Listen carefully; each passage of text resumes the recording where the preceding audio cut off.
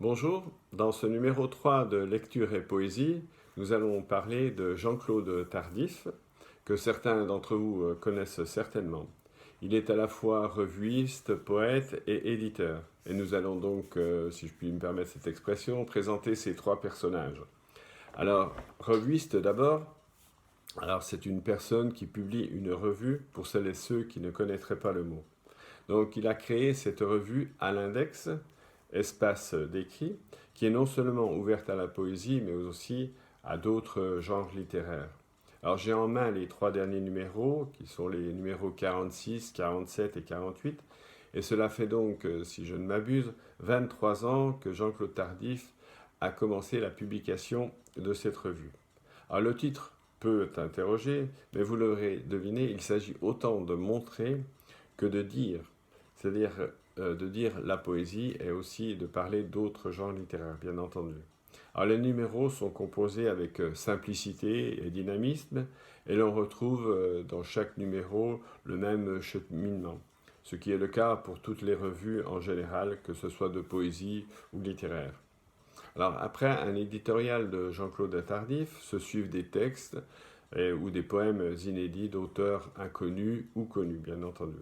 Il y a parfois un thème plus spécial, comme dans son numéro 47, qui comporte un dossier spécial sur la poésie castillane contemporaine.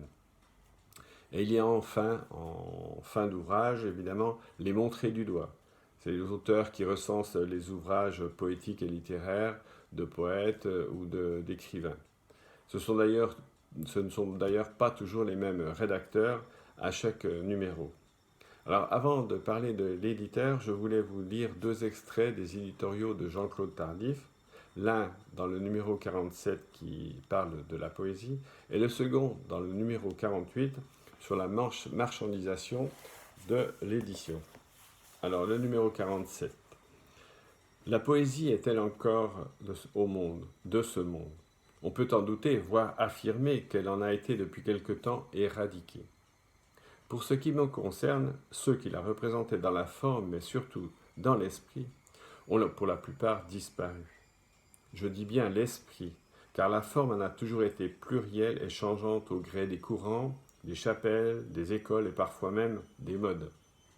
Il est donc pour moi de poésie que dans la manière de la sentir, c'est-à-dire de la mettre en pratique. Car si elle s'écrit, se dit, se clame ou se déclame, voire se slame, la poésie se vit avant tout. Elle est un état d'esprit qui induit un état d'être.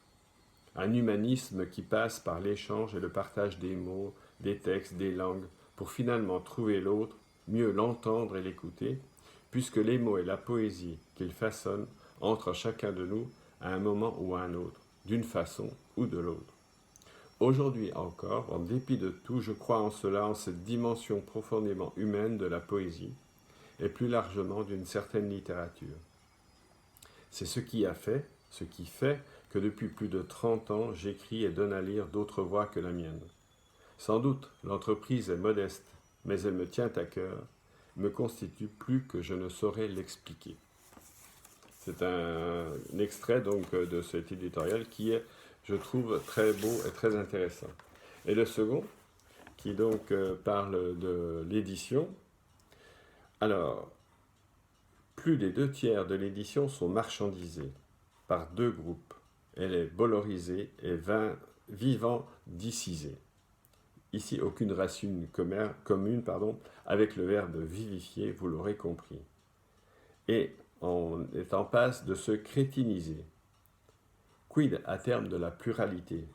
Même s'il est vrai qu'aujourd'hui, pour de plus en plus de personnes, le pluriel ne vaut rien à l'homme, sitôt con que de dire pluralisme, de la diversité qui dérange, car il met un frein à l'uniformité et à la bien-pensance, à la vogue du culturellement et politiquement correct. Vive le prêt à lire, ou plutôt à délire. Hurrah! Pour le prêt à dépenser, vous disent ces tenants du « je ne veux voir toutes les têtes de chapitre et qu'aucune ligne ne dépasse ».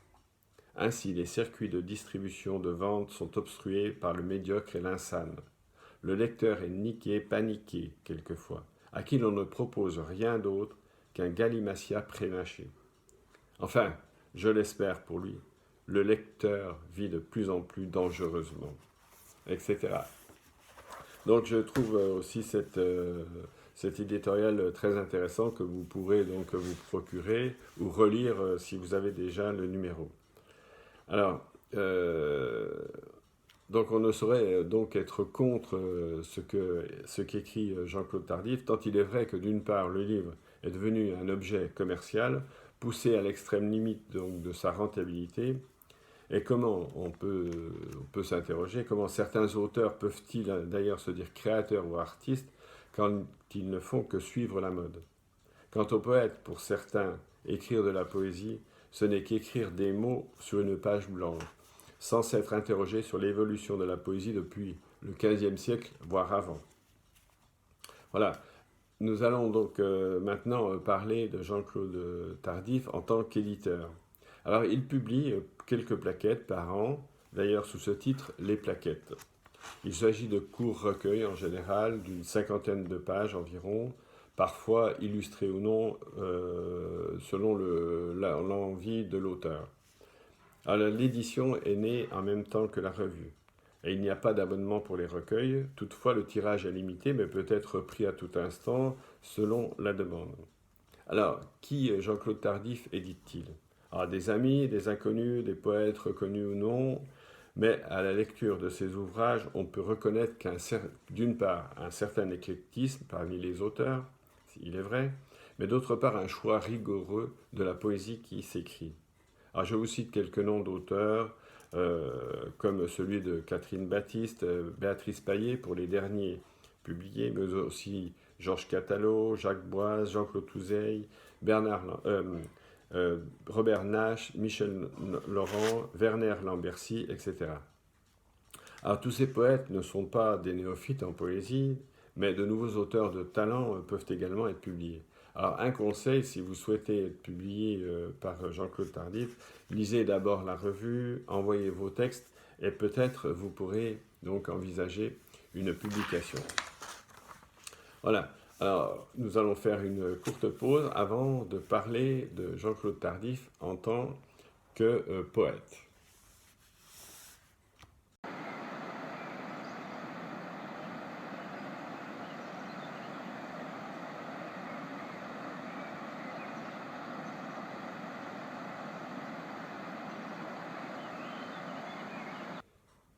Donc maintenant, parlons du poète qui est Jean-Claude Tardif. Alors il est né en 1963 dans une famille d'ouvriers. Il a commencé à publier une revue en 1987 qui s'intitulait Le Nouveau Marronnier. Puis à partir de 1999, la revue donc à l'index dont je viens de vous parler. Il a aussi animé des lectures rencontres dans le cadre de Livres à dire jusqu'en 2012. En 2010, j'avais pris, en ce qui me concerne, comme thème la littérature et les moutons dans une revue que je publiais à l'époque qui s'intitulait Page insulaire. Et Jean-Claude Tardif m'avait répondu d'une façon très humoristique. Alors, je vous lis un extrait de sa réponse. Je ne parle pas ici, vous l'aurez compris, de celui qui enfonce les portes ouvertes, comme parfois le font certains plumitifs, écrivains de renom, présents sur toutes les têtes de gondole. Non, ceux-là, quoi qu'il arrive, sont des forcenés du suivisme à la mode. Ils étalent leur vilain museau, je ne dis pas museau, mes confrères, à chaque coin de rayonnage. Ils me rappellent immanquablement les têtes de cochons que je voyais enfant dans les vitrines réfrigérées ou pas du boucher de mon quartier. Alors, vous aurez noté l'humour grinçant de Jean-Claude Tardif. Et dans un autre numéro de la même revue Page insulaire, je posais la question « Les armes et l'écriture ». Alors voici ce que Jean-Claude Tardif avait répondu à l'époque. Je vous lis qu'un extrait, bien sûr.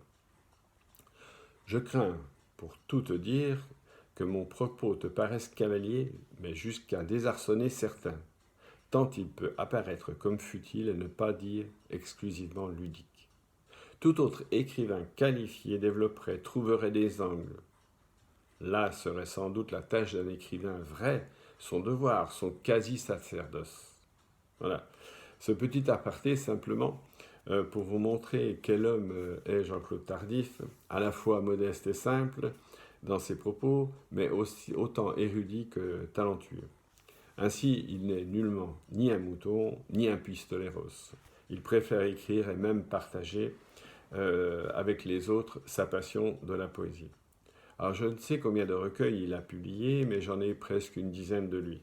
Alors est-il un style ou est-il moins adroit dans certains domaines? Mais à la lecture de tout ce que je possède de lui, cet argument ne tient pas. Alors il a publié un livre clair-obscur aux éditions du Promeneur solitaire qui retrace l'histoire de Joseph dans une quête à la fois philosophique et amoureuse et de façon très ouverte mais efficace. Il a publié également Guanahani, qui est aux éditions Clarisse, dont le nom est le nom indigène de San Salvador. Alors, autant la prose de Jean-Claude Tardif a un style coulé, autant dans ce recueil, la poésie semble plutôt déstructurée. Non qu'elle n'ait plus de lien, mais qui s'établissent, disons, dans la lecture, mais en correspondance avec le ressenti de l'auteur. Alors, il est vrai, comme il est dit en quatrième de couverture, que l'occasion pour Jean-Claude Tardif de s'oublier par les mots. Et je cite, la redécouverte des sensations simples et brutales d'un être écartelé entre désir et nostalgie, mais aussi l'exploration complexe de ce qui fonde une humanité, paraphrasant Éluard, l'amour de la poésie. Exister et écrire étroitement enlacés. Alors, les trois autres recueils que j'ai sous la main sont d'une écriture plus proche d'un certain lyrisme, à la fois doux, chaleureux et d'une grande humanité. Et d'ailleurs, ce mot revient souvent dans les propos de Jean-Claude Tardif. Alors, même si parfois la poésie de Jean-Claude Tardif se veut assez brève, comme dans le recueil Simplement presque blanc, dont je vous lirai des extraits.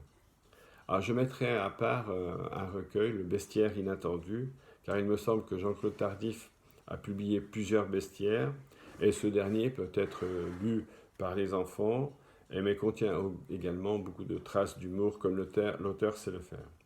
Alors, je vais désormais vous lire ce qui est, je pense, la meilleure façon de parler de Jean-Claude Tardif, lire quelques-uns des extraits de ces recueils et des poèmes inédits qu'il m'a gentiment transmis.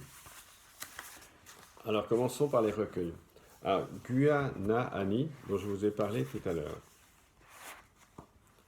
Amour à mort, mot fait sens, joignant les 5 autres, sens ou sentence sous le ciel noir de ton regard, le cendre de tes cils.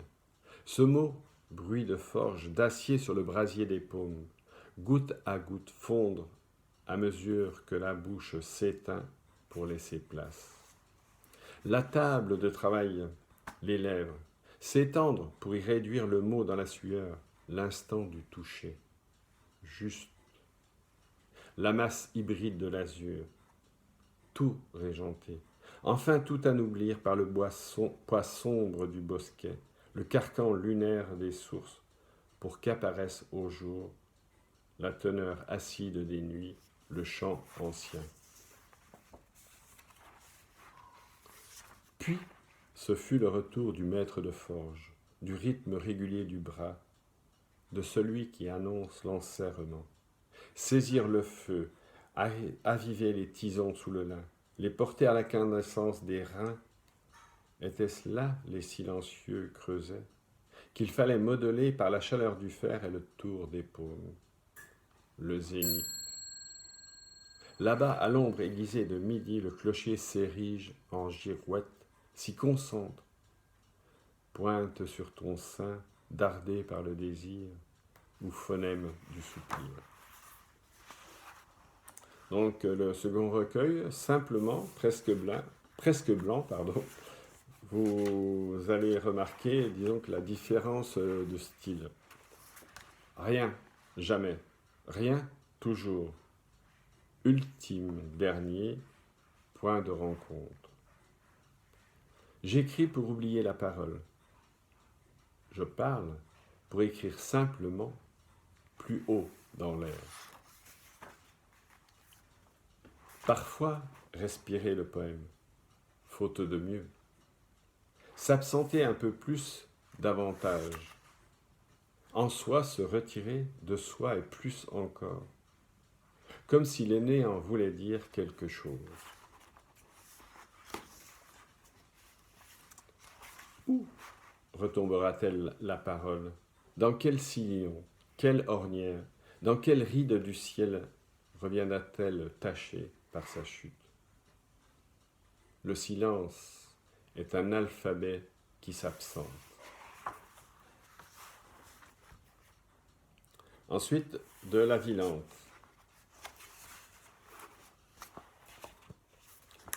Étrange douceur que ces mots qui hésitent. Je suis le nom que vous n'osiez prononcer par crainte de représailles, de sourires à peine contenus. Tout tenait dans la force avec laquelle vous serriez le poing. Dans votre désir d'imiter le rouge-gorge avant de dégorger vos rêves, chant d'infini cloquicot. Étrange douleur que ces mots pendus, usés jusqu'à la corde. Tous pèsent le poids du sang, et mes mots ne diffèrent en rien de cela. Au café de la rue de Courson, Alexandre nous sert nos demi d'habitude. Le ventre proéminent, aussi large que son amitié. Il nous parle des nouvelles naissances, au pigeonnier, de la mort du bicolore. Un chat lui a compté les plumes. Nous regardons un duel de moineaux. Le bonheur n'est qu'un long silence dans le champ de tête du matin. Trajet de comète dans la paume des mains. J'y compte les années passées, les haies fleuries, les arbres racontés dans la saveur du fruit.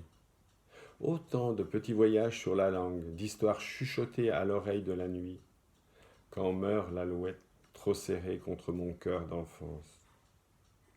Ligne courbe dans l'ombre des mains, j'y compte mes soleils couchés. Et enfin, pour terminer cette lecture de recueil, donc le bestiaire inattendu qui est accompagné de 10 dessins de Claudine Gou. Le colibri, battement d'ailes, battement de cils, le regarder nous élève. Le crabe, une chose est sûre le concernant, ceux qui le connaissent mal ont tôt fait de proclamer « Honni soit qui mal y pince », il va sans dire qu'il n'en est rien. Le lieu est un poisson qui pérégrine, qui aime le mouvement, mais ne vous y trompez pas, la lieue n'est en rien sa femelle ou même le signe avant-coureur qu'il aurait perdu toute mesure. Le moustique tigre, à l'entendre dans le noir, à le suivre sans le voir, on s'inquiète, on se dit qu'il se moque, joue avec notre peur, qu'il nous chambre peut-être. Passant d'une pièce à l'autre, il se pique de nous effrayer, de salir nos rêves. De plus, il aspire en sus à nous saigner. Pourtant, il suffit d'un simple geste, d'un serrement par peur, par jeu, des paumes, pour que soudain il ne soit plus rien. Pas même un feu de Bengale. Voilà, vous aurez noté l'humour dans ces poèmes du bestiaire, donc inattendu. Et donc je vous invite à lire ou à découvrir tous ces recueils. Donc désormais, pour finir, je vais vous lire quelques poèmes inédits que Jean-Claude Tardif vient d'écrire. Un rien la déchire, la roue, son cri monte. C'est une femme, c'est un homme qui le pousse. Ils sont des milliers, des millions à le hurler. Et pourtant ils ne sont qu'un, un que personne n'écoute dans la lumière qui les croit. La lumière décroît, le poème ne la porte plus. À quoi servent donc ces mots qui ne disent pas les choses et ne disent plus les êtres?